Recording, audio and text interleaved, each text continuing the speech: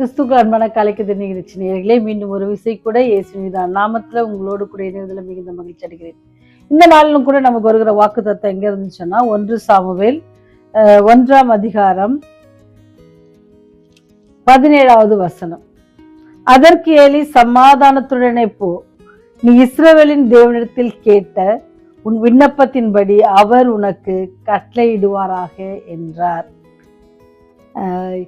சமாதானத்தோடே போ அப்படின்னு சொல்ற அந்த வார்த்தை கேட்பதற்கு முன்பதாக இந்த கதையில வருகிற அந்த பெண்மணி நடந்து கொண்ட விதம் அல்லது அவர் அனுபவித்த கஷ்டங்கள் இதெல்லாம் பார்க்கும்போது ரொம்ப ஆச்சரியமா இருந்துச்சு. இந்த சிச்சுவேஷன்ல அல்லது இந்த சூழ்நிலையில ஒருவேளை நான் இருந்தேன் அல்லது நீங்கள் இருப்பீங்கன்னு சொன்னா உங்களுடைய பிரதியுத்தரம் எப்படி இருந்திருக்கும், உங்களுடைய பதில் எப்படி இருந்திருக்கும், அல்லது உங்களுடைய எண்ணங்கள் எப்படி இருந்திருக்கும் அப்படின்னு யோசித்து பார்த்தா, நான் என்னையே யோசித்து பார்த்தா நான் கண்டிப்பா இந்த சகோதரி மாதிரி என்னுடைய நடக்கு இருந்திருக்காது அப்படின்னு நான் யோசித்தேன். ஏன் அப்படின்னு சொன்னா, இதிலிருந்து நான் அநேக பாடங்களை கற்றுக்கொண்டேன். இந்த கதையை நிறைய தடவை வாசித்திருக்கிறேன், நிறைய பெரிய பிரசங்கியர்கள் பேசி கேட்டிருக்கிறேன். ஆனா இப்போ மீண்டும் ஒரு விஷயம் அதை வாசிக்கும் பொழுது ரொம்ப புது காரியங்களை நான் கற்றுக்கொண்டேன். நான் கற்றுக்கொண்ட சில பாடங்களை உங்களோடு கூட பகிர்ந்து கொள்வதில் மிகுந்த மகிழ்ச்சி அடைகின்றேன். என்ன அப்படின்னு சொன்னீங்கன்னா, இந்த 1 சாமுவேல் 1ஆம் அதிகாரத்துல உங்களுக்கு தெரியும், சகோதரி ஒரு சகோதரி இருக்கிறாங்க, எல்கானா என்ற ஒரு ஐயா இருக்கிறாங்க. அந்த ஐயாக்கு யார் இருக்கு, அன்னாள் என்ற ஒரு மனைவி இருக்கிறாங்க. அவங்களுக்கு என்ன இல்லை, குழந்தை இல்லை. ஆனா அவங்க எப்ப என்ன செய்வாங்களாம், வருஷந்தோறும் போய் என்ன செய்வாங்க, ஆண்டுடைய சன்னிதானத்துக்கு போயிட்டு வருவாங்க.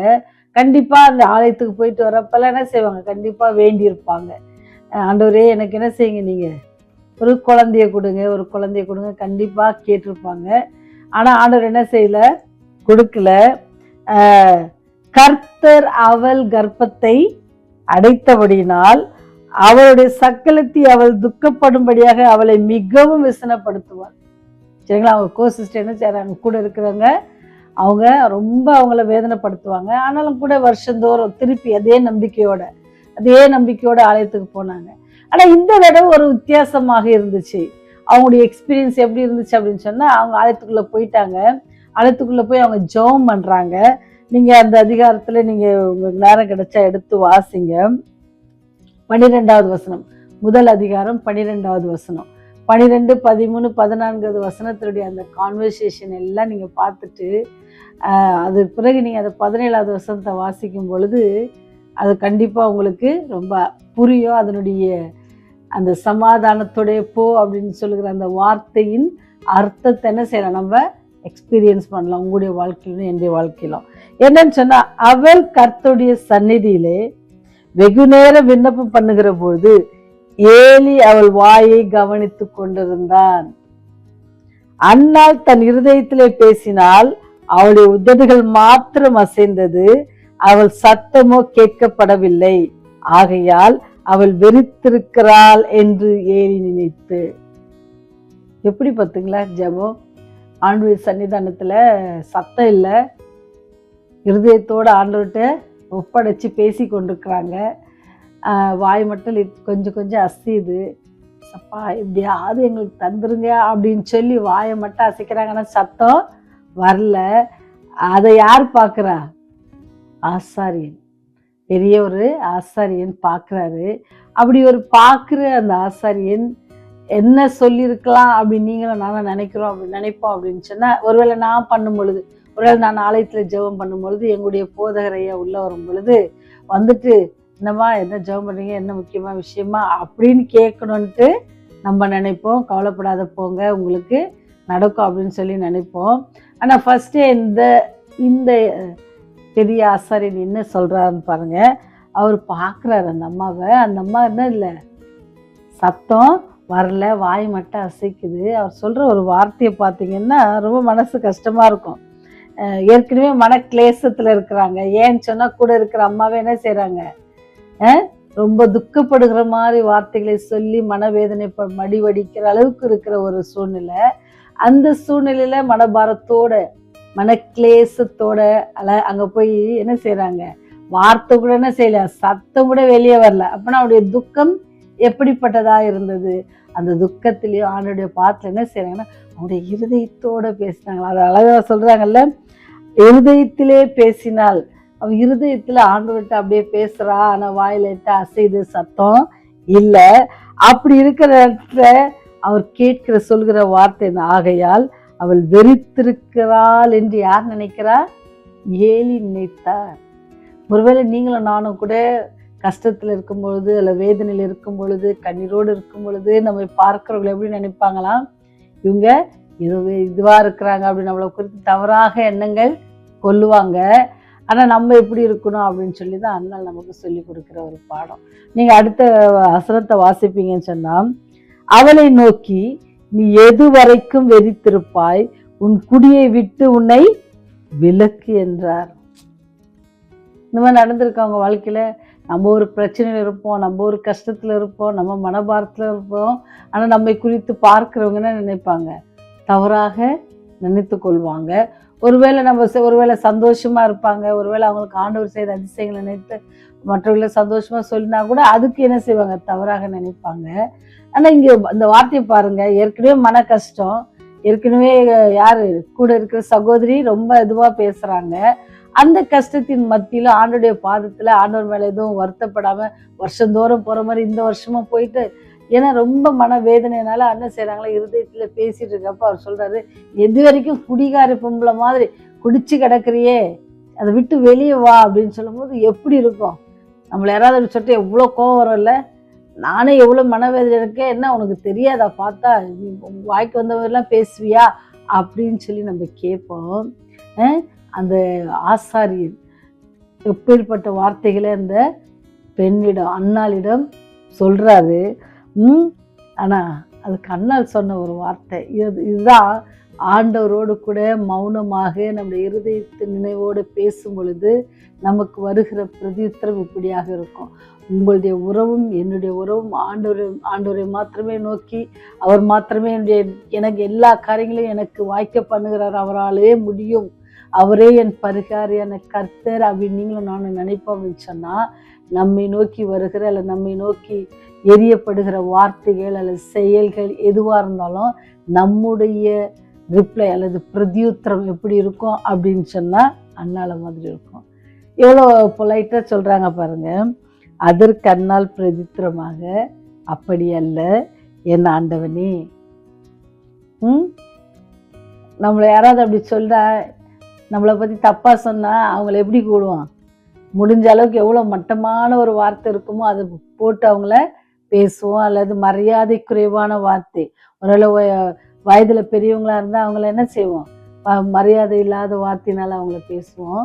ஆனால் இந்த அண்ணாள் எப்படி பேசினாங்க பாருங்க.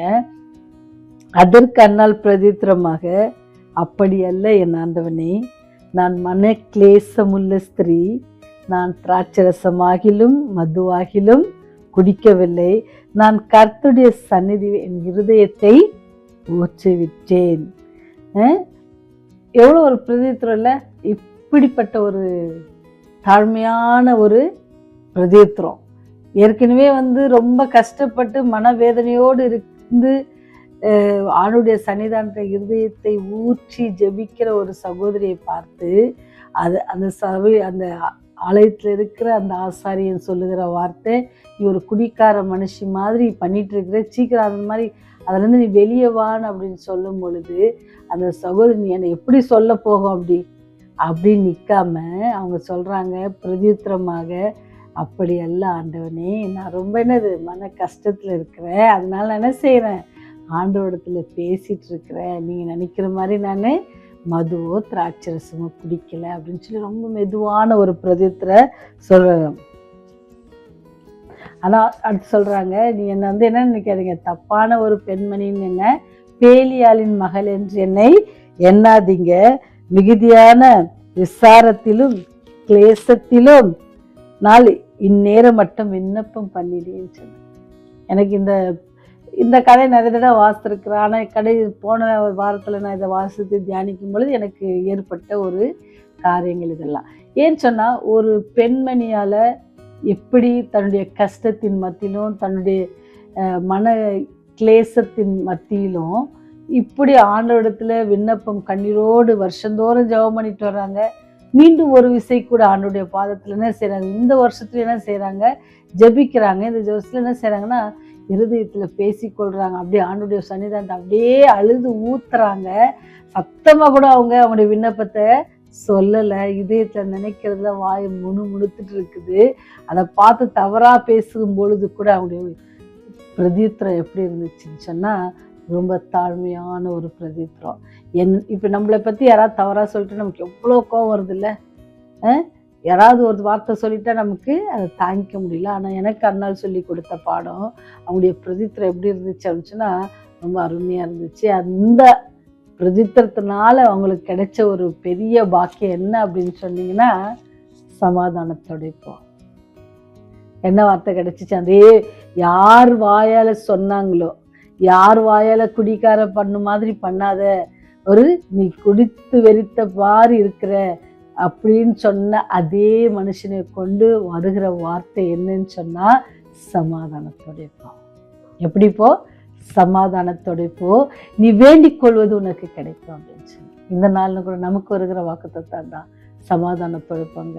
ஆண்டவருடைய பாதத்துல முழங்கால் படியிட்டு அப்படி இருதயத்தை ஊற்றி உங்களுடைய தேவைகளுக்காக நீங்க கேட்கும் பொழுது அவர் என்ன செய்வாரு, எல்லா காரியத்தையும் வாய்க்க பண்ணுவார். யார் நம்ம தவறா சொன்னாங்களோ அவங்க மத்தியில் அவங்களே நம்மள என்ன செய்வாங்க, அவங்களே நமக்கு உத்தரவு கொடுக்க ஆண்டவர் ஏற்படுத்துவார்.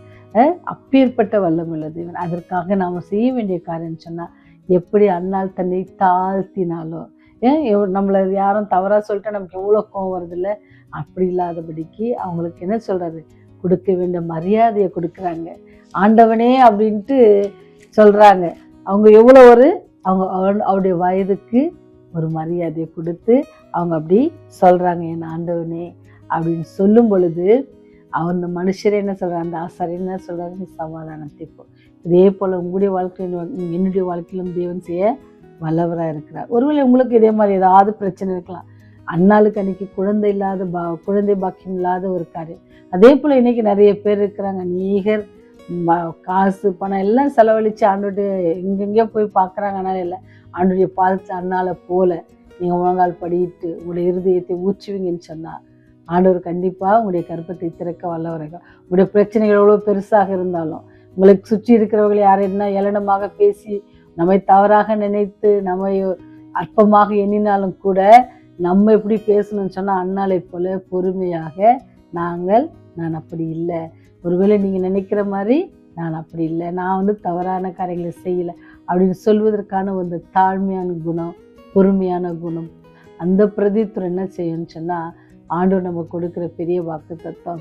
இன்னைக்கு நீ சமாதானத்தோட போ, நீ வேண்டிக் கொள்வது எல்லாம் நமக்கு கிடைக்கும். இன்னைக்கு நீங்கள் அப்படி ஒரு பிரச்சனையில் இருப்பீங்கன்னு சொன்னால் ஆண்டோடைய பாதத்தில் ஊற்றுங்க. உங்களுக்கு வருகிற பதிலும் இப்படி தான் இருக்கும். யார் என்ன சொன்னாலும், உங்களை சுற்றி இருக்கிற யார் என்ன பேசினாலும் அதை குறித்து நம்ம கவலைப்படாதபடிக்கு, அதுக்கு நம்ம எதிர்த்து நிற்காதபடிக்கு நம்முடைய பிரதித்திரம் எப்படி இருக்குன்னு சொன்னால் அண்ணாலை போல மிகவும் மென்மையாகவும் தாழ்மையாகவும் இருக்குன்னு சொன்னால் கண்டிப்பாக நமக்கு சமாதானத்தை தவிர தேவன் கட்டளையிடுவார். ஜெபம் செய்வோம். எங்களை அதிகமாக நேசித்து வழிநடத்துக்கு தானே இருக்கும்ல தந்தையே சாமி, இந்த வெளியிலும் குடும்பத்தை நோக்கி அப்பா பிதாவை என்று அழைக்க முடியாத ஸ்லாக்கியத்தை நீங்கள் எங்களுக்கு கொடுத்ததுக்காக நன்றி ஆண்டவரே. இந்த நாளில் நீ எங்களுக்கு கற்றுக் கொடுத்த பாடத்திற்காக நன்றி ஆண்டவரே. எங்களுடைய பிரதித்திரம் எப்படி இருக்க வேண்டும், நாங்கள் எங்களை தாழ்மைப்படுத்துகிற பிள்ளைகளாக இருக்க கிருபை செய்யுங்க. எங்கள் இடத்துல இருக்கிற குணாதிசயங்கள் ஆண்டவரே உங்களுக்கு பிரியமுள்ள குணாதிசயமாக இருக்க கிருபை செய்தல் வேண்டியது. அந்நாளை போல கஷ்டத்தின் மத்தியிலும் கிளேசத்தின் மத்தியிலும் ஆண்டவரே தன்னை தவறிவிடாதபடிக்கு வார்த்தையினாலும் செயலினாலும் பொறுமையோடு கையாண்டது போல எங்களுடைய அன்றாட வாழ்க்கையில் ஏற்படுகிற எல்லா பிரச்சனைகளும் சூழ்நிலைகளின் மத்தியிலும் நாங்களும் பொறுமையோடு அதை கையாளத்தக்கதாக நீங்கள் கிருபை செய்யுங்க. பாவிகளாக எங்கள் மேல் கிருபையா இருந்த சுவாமி ஆண்டவரே, நீ சொன்னது வாக்குத்தத்தத்தின் படி சமாதானத்தோடே போ. இன்னைக்கு நீ வேண்டிக் கொண்ட எல்லா உன்னுடைய விண்ணப்பத்தை ஆண்டவர் பதில் அளிப்பார் என்று சொல்லுவோம். இன்னைக்கு யாரெல்லாமே நோக்கி வேண்டுகிறார்களோ, இந்த வாக்கு தத்துவத்தை பிடித்து யாரெல்லாம் இடத்துல விண்ணப்பிக்கிறாங்களோ கர்த்தாவே, உடைய தேவையெல்லாம் சந்தித்தல்லுங்க. உடைய கிருபையினால விரக்கங்களாம் எங்களை முடிசூட்டுங்க.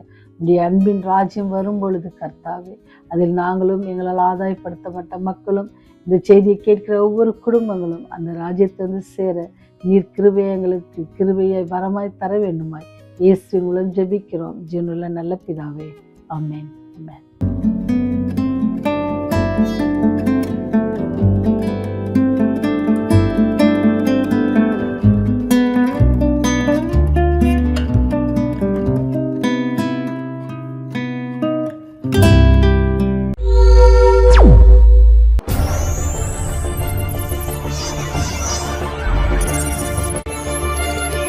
நீங்கள் பார்த்துக் கொண்டிருப்பது உங்கள் ரிவைவல் டிவி.